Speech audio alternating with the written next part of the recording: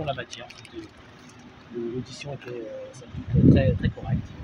Pas de, rien de particulier à signaler de ce point de vue-là. Je laisse à Richie possibilité de s'exprimer sur là-dessus.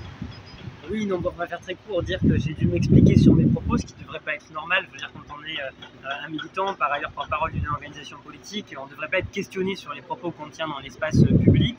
Bon, ça a été le cas, je me suis prêté à l'exercice en faisant preuve de bonne foi. J'ai tâché d'être synthétique parce que, voyez-vous, je n'ai pas que ça à faire et contrairement à ces messieurs, je ne suis pas payé pour être assis à reconstruire ni dire.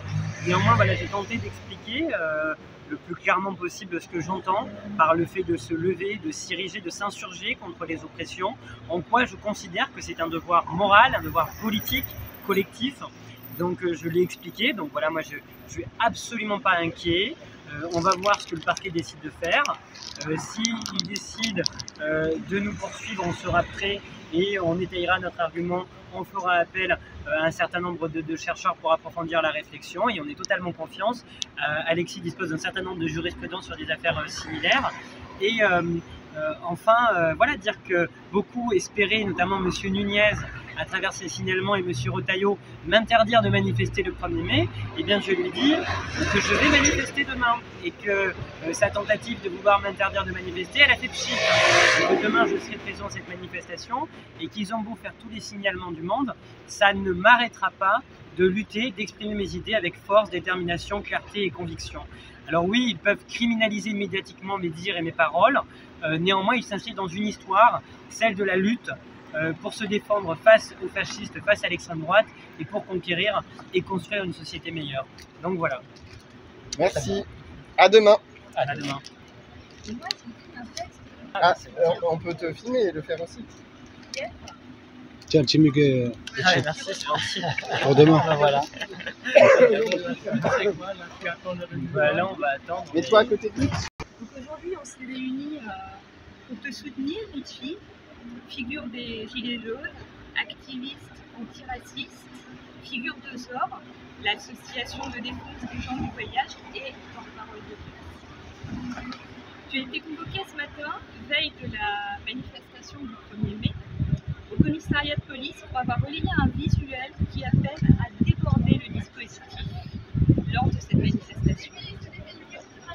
Immédiatement, Laurent Nunez, préfet de police, a exprimé sur les plateaux de télé sa volonté d'interdire de manifestation. Ces propos ont été largement commentés par CNews et Europe 1, instrument de propagande du milliardaire Bolloré dont le projet avoué est de faire l'union entre la droite et l'extrême droite avec le soutien des catholiques intégristes. Depuis, tu as subi une campagne qui s'est déchaînée sur toi. Tu as été menacé de mort sur les réseaux sociaux. Pourquoi tant de haine? Parce que tu incarnes tout ce que l'extrême droite déteste. Le droit à l'existence, de toutes et tous, le droit à l'égalité, à la dignité et au respect.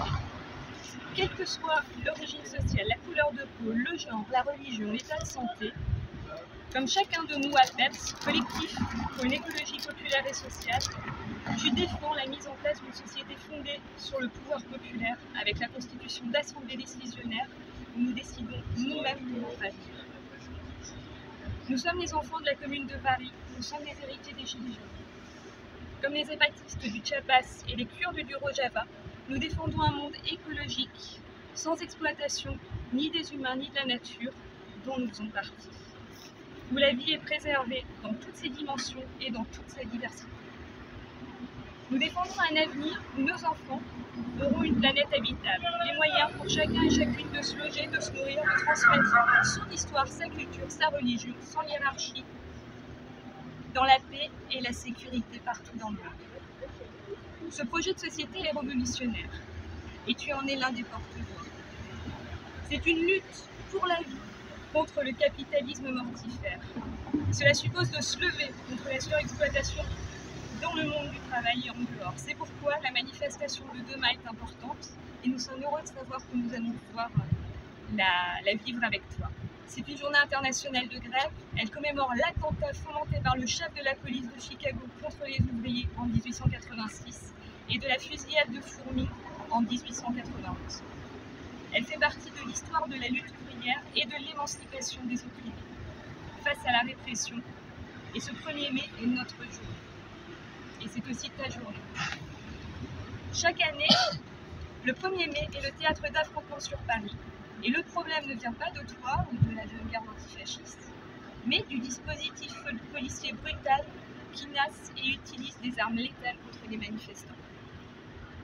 Le problème vient de la militarisation de la société, où les bavures policières sont couvertes par l'IGPN, où des policiers municipaux se voient octroyer des droits de police judiciaire et des armes, où des hommes sont armés dans les transports, où la sécurité privée envahit nos espaces publics.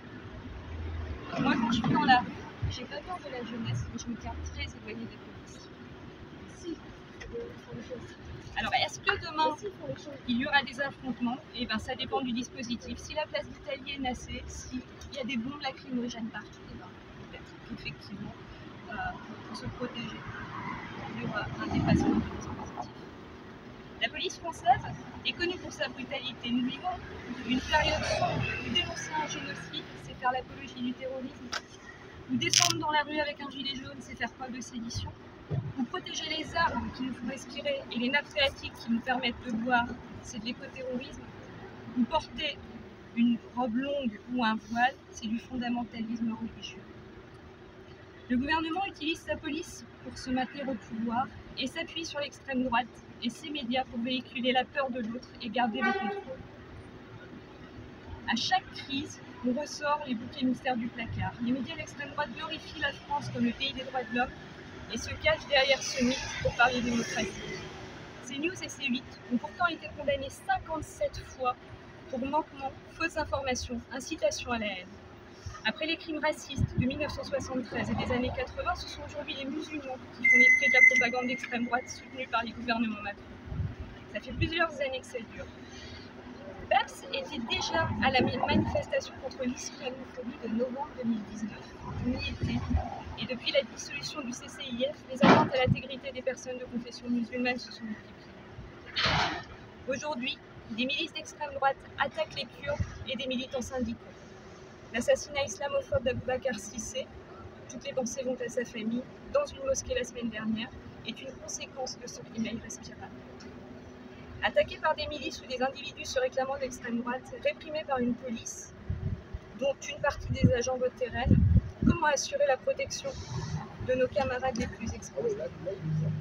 Pour PEPS, il ne s'agit pas de la création d'une branche armée ou d'une guerre civile. Nous privilégions la non-violence et la désobéissance civile dans nos modes d'action. À l'image du secours rouge mis en place au XXe siècle, il s'agit, en lien avec les collectifs déjà construits et les syndicats, d'assurer la protection et la solidarité de nos camarades et de leurs familles par des outils d'anti-répression, la Legal Team, la solidarité active. Parce que si je suis seule, je suis vulnérable, mais si on est ensemble, on est plus fort. Donc on se retrouve demain, jeudi, à la manif tous ensemble. Ah. Bravo. Merci. Merci Merci. Merci. Merci beaucoup. Casser le narratif, l'accusation antisémite. Il y a eu